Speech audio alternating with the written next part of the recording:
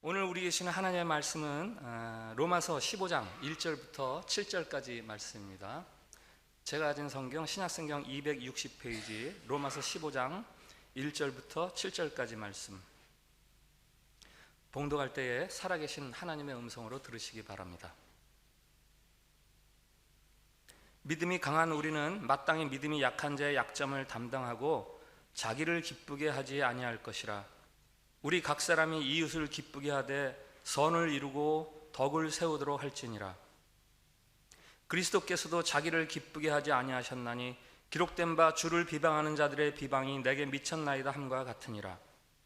무엇이든지 전에 기록된 바는 우리의 교훈을 위하여 기록된 것이니 우리로 하여금 인내로 또는 성경의 위로로 소망을 가지게 함이니라. 이제 인내와 위로의 하나님이 너희로 그리스도 예수를 본받아 서로 뜻이 같게 하여 주사 한 마음과 한 입으로 하나님 곧 우리 주 예수 그리스도의 아버지께 영광을 돌리게 하려 하노라. 그러므로 그리스도께서 우리를 받아 하나님께 영광을 돌리심과 같이 너희도 서로 받으라. 아멘. 샬롬. 샬롬. 우리 한 번 더 주변 사람들하고 축복의 인사를 나눕시다. 하나님께서 우리를 사랑하십니다.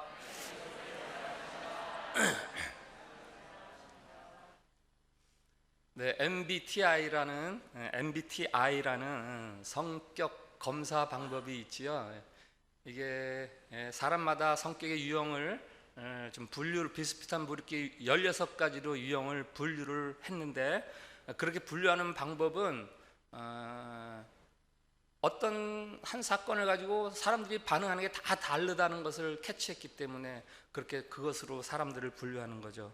예를 들어서 직장에서 낚시대회를 한다 이렇게 하면은요, 어떤 사람은 막 낚시 도구부터 철저히 준비하고 막 수질 검사도 하고 수질 연구도 하고 그 지역 특성도 연구하고 이렇게 하고 시간 정확하게 맞춰서 가고, 대회 진행이 조금이라도 오차가 생기면 막 짜증을 내고, 그리고 진행 동안에 낚시에만 몰두하는 사람들이 있어요.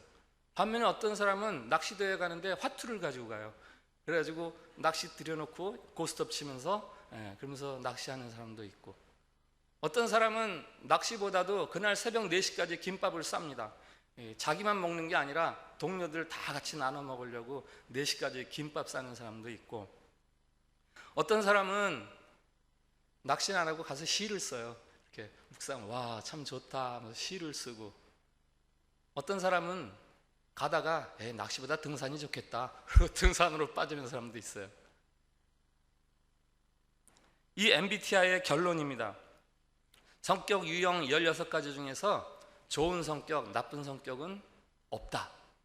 다만 서로 다른 것이다.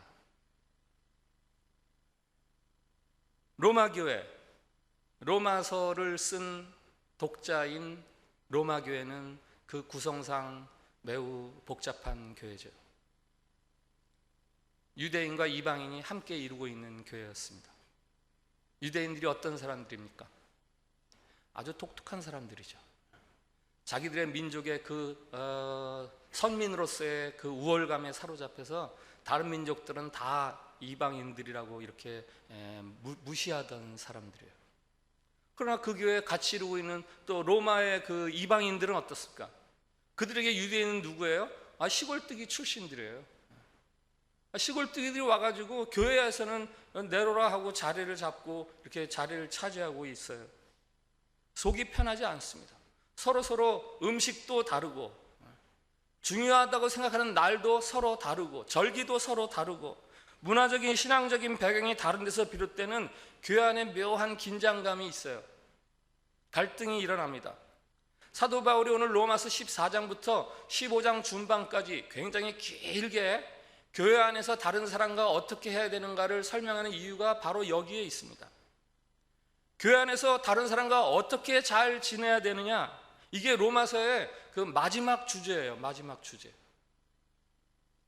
오늘 말씀을 통해서 주시는 첫 번째 메시지가 있다면, 강한 자들아, 앞서가는 자들아, 내가 낫다라고 생각하는 사람들아, 약한 자들을 잘 품어주어라. 약한 자들을 돌보아 주어라. 뒤처졌다고, 잘못됐다고 비난하거나 책망하거나 따돌지 말고 그들의 약점을 오히려 너희들이 잘 담당해라 라고 말합니다. 1절 2절 들어보세요. 믿음이 강한 우리는 마땅히 믿음이 약한 자의 약점을 담당하고 자기를 기쁘게 하지 아니할 것이라. 우리 각 사람이 이웃을 기쁘게 하되 선을 이루고 덕을 세우도록 할지니라. 약한 자의 약점을 담당하고, 이 담당하고도라는 말이 내가 부담한다 이 말이에요.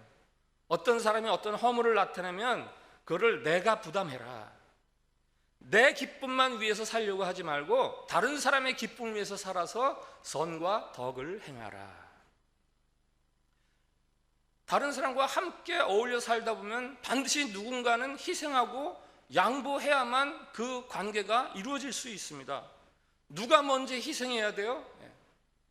나 말고 상대방이 먼저 희생해야지요 라는 게 자연스러운 우리들의 생각입니다만은 성경은 그렇게 이야기하지 않아요. 누가 희생해야 되느냐? 앞선 자, 내가 온전하다고 생각하는 자들이 먼저 희생하라. 부부가 자려고 침대에 나란히 누웠는데 거실에 불이 안 꺼졌어요. 남편이 말합니다. 아내가 말합니다. 여보, 거실에 불이 안 꺼졌는데? 남편이 말합니다. 당신이 제일 나중에 들어왔잖아.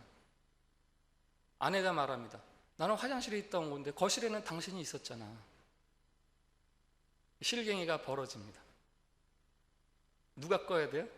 여러분 같으면 누가 꺼야 됩니까? 일부 예배 때 물어보니까 한 남자 성도님이 남편이요 그러던데. 누가 꺼야 됩니까?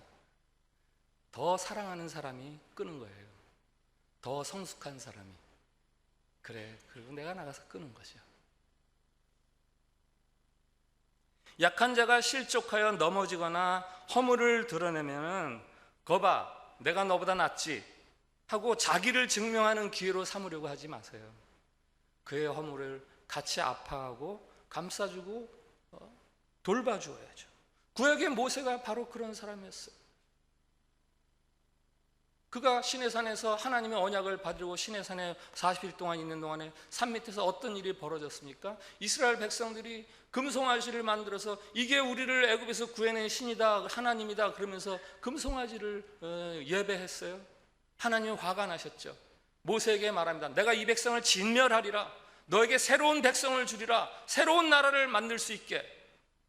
모세로서는요, 나쁘지 않은 카드예요. 어휴 할렐루야 감사합니다. 그렇지 않아도 정말 문제투성이었는데 새 백성을 주신다니 감사합니다 할 수 있는 제안입니다마는 모세는 어떻게 합니까? 하나님 그렇게 하지 마시고요, 차라리 저들을 살려주시고 하나님의 생명책에서 제 이름을 제거해 주세요. 이게 바로 다른 사람의 약점을 담당하는 거예요. 지식이나 능력을 사랑과 비교하면 지식이나 능력으로 다 되었다고 생각하는 것은 아주 큰 잘못입니다. 착각입니다. 사랑이 없는 지식은요, 그저 내가 우월하다, 내가 잘났다라는 증명밖에 되지 않아요. 다른 사람에게 결코 유익되지 않습니다. 다른 사람의 기쁨을 위해서 살기가 쉬운가요? 다른 사람의 기쁨을 위해서 살기가 쉬운가요? 쉽지 않죠. 쉽지 않죠. 그래서 오늘 사도 바울이 예수님을 소개하는 겁니다. 3절 4절 그리스도께서도 자기를 기쁘게 하지 아니하셨나니 기록된 바 주를 비방하는 자들의 비방이 내게 미쳤나이다 함과 같으니라. 무엇이든지 전에 기록된 바는 우리의 교훈을 위하여 기록된 것이니 우리로 하여금 인내로 또는 성경의 위로로 소망을 가지게 함이니라. 예수님도 다른 사람의 기쁨을 위해서 살았다라는, 그 다른 사람은 이제 주님이라고 하나님이라고 표현하는 거죠. 이게 주를 비방하는 자들의 비방이 내게 미쳤나이다. 시편 69편 9절인데요. 예수님도 하나님에게 들어야 될 비방을 예수님이 담당하셨다라는 이야기를 로마 교인들에게 하면서, 예수님이 그렇게 하신 것은 예수님을 따라서 그렇게 살아가려는 자들이 격려받고 잘 참고 견뎌가라고, 소망을 가지고 하라고, 그렇게 예수님이 그렇게 하신 것이다 라고 말을 합니다. 저희 고등학교 때는요 참 희한한 대회가 있었어요. 지금 생각하면 교련 경연대회, 군사훈련 경연대회, 고등학생들이었는데 언제부터 없어졌는지 모르겠어요. 사격 잘한 애들 뽑혀가지고 사격 대회하고요. 혹은 막 소총을 M1 소총을 눈 감고 분해조리 1분 안에 다 마칩니다. 타닥타닥 착착착. 그 여러 가지 종목 중에서 무장구보가 있어요. 무장구보. 철모를 쓰고 지금같이 가벼운 게 아니라 진짜 새 철모를 쓰고 M1 소총 모형이긴 하지만 제법 무겁죠. 그거를 메고 단독 군장을 하고 그리고 이제 인천 공설운동장 바깥담을 4바퀴 도는 거예요. 약 8km 정도 되는 거리. 8km 짧지 않죠? 그냥 뛰어도 힘든 거리인데 이렇게 무거운 걸 지고 뛰니까 얼마나 어렵습니까? 한 20명이 그렇게 뛰는데 측정 방법은 20명 중에서 제일 늦게 들어오는 애가 몇 분 걸리느냐 이거예요. 그러니까 한두 명이 빨리 뛰어봐야 소용이 없어요. 마지막 낙오자가 없이 다 같이 빨리 들어와야 돼요. 그러니까 탁 출발 신호가 나면은요 서로 구령을 맞춰서 으쌰 으쌰 하면서 서로 딱 보조를 맞춰서 뜁니다. 아무리 보조를 맞춰도 그 8km가 그게 적은 거리예요. 중간에 지친 애들이 나오죠. 그럼 그 고등학교 애들이 어떻게 하는지 아세요? 야, 네 총 나한테 줘. 자기는 2개를 메고 뛰어요. 그 걔는 그냥 뜁니다. 그러다가 정말 못 뛰는 애들이 있어요. 그러면 어떻게 해요? 야, 이 총 좀 네가 좀 줘. 그리고 너 나한테 부축해. 부축하고 뛰어요. 이게 약한 자를 담당하는 거예요. 약한 자를 담당하는 거예요. 우리는 자칫 내가 열심을 내는 것, 내가 주님을 위해서 능력을 발휘하는 것이 좋은 신앙이다 이렇게 착각하기 쉬워요. 그러나 성경은 혼자 앞장서서 뛰어가서 산정상에다 깃발 꼽는 거 그거를 좋은 신앙이라고 이야기하지 않습니다. 나보다 뒤처지는 사람, 넘어지는 사람, 허물을 가진 사람, 그들의 약점을 어떻게 해서든지 내가 부담하려고 하는 사람들, 그 사람들이 정말 좋은 신자고 그런 사람들이 많은 교회일수록 좋은 교회가 되는 거예요. 신앙생활은 특공대끼리 모여서 그 중에서도 누가 더 앞장서 가느냐 이걸 가늠하는 게 신앙생활 아닙니다.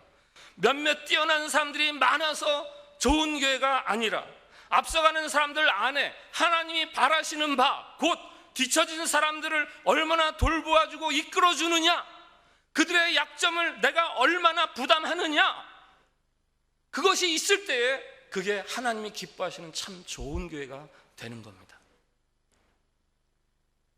약한 자의 삶을 부담지려고 할 때에 그들이 쉽게 변하나요? 그들이 성장하나요? 그들이 회복되나요? 아니요, 그렇지는 않아요. 그렇지는 않아요. 그래서 어려운 거예요. 그래서 인내라는 단어를 사용하는 겁니다. 쉽게 되지 않습니다. 인내라는 것은요, 어떤 변화에 따라서, 변화의 결과에 따라서 인내의 그 성과가 나타난다 안 나타난다 이렇게 말할 수 있는 게 아니에요. 다시 말하면 내가 이렇게 도와줘서 그가 이렇게 변화되면은 인내한 게 참 잘한 거고, 이렇게 했음에도 불구하고 그가 변화되지 않으면 내가 헛된 인내했다라는 게 아니라는 거예요. 인내 자체가 이미 하나님을 기쁘시게 하는 거예요. 인내 자체가 이미 나의 성품이 되어서 하나님에게 복이 되는, 하나님이 주신 복이 되는 겁니다. 하나님은 우리에게 완성이라는 결과를 단번에 주지 않으세요. 오늘 비가 왔습니다. 비가 내리면요, 그 모든 비가 모여서 바다로 내려가죠. 그렇다고 비가 한번 바다로 직접 한번 간다고 생각해 보세요. 그 비는 아무 소용이 없어요. 비는 산과 들에 내려야 돼요. 그래서 흘러 적시고 적시어 내를 이루고 강을 이루고, 그리고 바다로 갈 때 그 비가 비로소의 유용함을 나타낼 수 있는 거예요. 신앙생활, 교회생활 의외로 시끄럽고 의외로 잡음이 많습니다. 그러나 그 과정 속에서 우리를 완성시켜 가시려고 격려해 주시는 그 인내하시는 하나님, 그것을 바라보고 우리가 얼마나 남의 약점을 담당하려고 애쓰는가, 그것이 바로 우리의 믿음의 성숙의 정도를 나타내는 겁니다. 그렇게 하는 것이 하나님께 영광이 된다고 이야기하고 있어요. 5절부터 7절, 이제 인내와 위로의 하나님이 너희로 그리스도 예수를 본받아 서로 뜻이 같게 하여 주사 한 마음과 한 입으로 하나님 곧 우리 주 예수 그리스도의 아버지께 영광을 돌리게 하려 하노라. 그러므로 그리스도께서 우리를 받아 하나님께 영광을 돌리신과 같이 너희도 서로 받으라. 믿음 좋은 한 사람이 혼자 앞장서서 누구보다 빨리 정상에 오르는 것, 결코 그것이 하나님께 영광이 되지 않습니다. 서로 다르고 수준 차이가 나고 지지고 볶는 그런 과정 속에서 서로서로 돌보고 서로서로 감싸주는 그 과정이 하나님에게 영광이 된다라고 말씀하세요. 예수님이 바리새인들을 아주 무섭게 힐난하시죠. 왜 그랬습니까? 바리새인들이 이런 말을 합니다. 아버지, 나는 저 세리와 같지 않습니다. 나는 토색한 것도 없고요, 나는 남의 것을 훔친 적도 없고, 나는 일주일에 2번 금식했습니다. 나는 11조 떼먹지 않았습니다. 이게 무슨 말이에요? 아버지, 나는 저들하고 다릅니다. 나는 애씁니다. 나는 괜찮습니다. 제게 남다른 열심이 있습니다. 이게 바리새인들의 비난 제목이었어요. 하나님의 영광은요, 우리가 무엇을 더 많이 이루었느냐, 그것 때문이 아니라 얼마나 우리가 다른 사람을 위해서 희생했느냐, 헌신했느냐, 거기에 따라서 하나님의 영광이 나타나는 거예요. 에베소서 5장 2절 말씀을 같이 읽어보겠습니다. 같이 읽겠습니다. 시작. 그리스도께서 너희를 사랑하신 것 같이 너희도 사랑 가운데서 행하라. 그는 우리를 위하여 자신을 버리사 향기로운 제물과 희생 제물로 하나님께 드리셨느니라. 아멘. 그는 우리를 위하여 자신을 버리사 향기로운 제물과 희생 제물로 하나님께 드리셨느니라. 여기 우리를 위하여, 우리는 약한 자, 허물이 많은 자, 죄인들입니다. 우리를 위하여 희생당하신 그리스도, 그는 희생제물, 희생제물하고 똑같은 말이 있죠. 향기로운 제물. 저 말씀은 오늘 본 로마서 15장 7절 말씀과 딱 겹치는 구절입니다. 그러므로 그리스도께서 우리를 받아 하나님께 영광을 돌리신과 같이 하나님께 향기로운 제물, 희생제물로 되신 것 같이 너희도 서로 받으라. 다른 사람을 위한, 다른 사람의 약함을 위한 앞선 자의 희생이야말로 하나님의 향기로운 제물이 되어서 하나님의 영광이 된다, 이 말이죠. 오늘 우리가 성찬식을 나누게 됩니다. 성찬식은 바로 약한 저와 여러분들을 위해서 예수님께서 희생제물이 되신 것을 기념하는 예식입니다.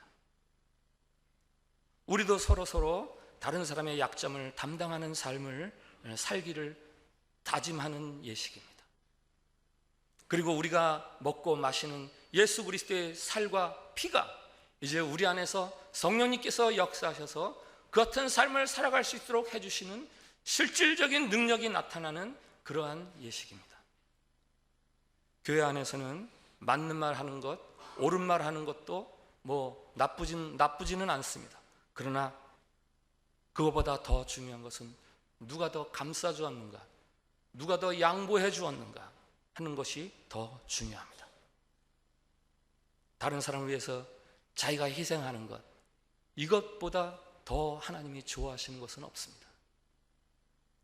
솔로몬이 성전을 지었을 때 이런 기록을 남겼죠. 이 성전은 건축할 때 돌을 그 뜨는 곳에서 다듬고 가져다가 건축하였으므로 건축하는 동안에 성전 속에서는 방망이나 도끼나 모든 철 연장 소리가 들리지 아니하였다. 솔로몬 성전을 지을 때 돌은 그 밖에서 다 다듬어서 들여왔다는 거예요. 그래서 안 맞으면 다시 또 내가서 밖에서 다듬어서 다시 들여와서 맞추고. 왜 이렇게 지으라 그러셨어요? 세상에 이런 비효과적인 건축법이 어디 있습니까? 이것은 교회를 어떻게 세워가야 하느냐 하는 말씀이에요. 교회 안에는요, 조용해야 되는 거예요. 그 교회 안에서의 조용함이란 교인들이 다 괜찮은 사람들, 교인들이 다 완전한 사람들이어서 조용하다, 이게 아니에요. 이게 아니에요. 다 허물을 가지고 있는 사람들이죠. 허물 없는 사람들이 없는 사람, 허물 없는, 말이 안 되네. 허물 없는 사람들이 없는 것이 교회예요. 다 허물이 있어요. 그런데 교회는 조용해요. 왜? 서로서로의 허물을 각자가 담당해 주기 때문에.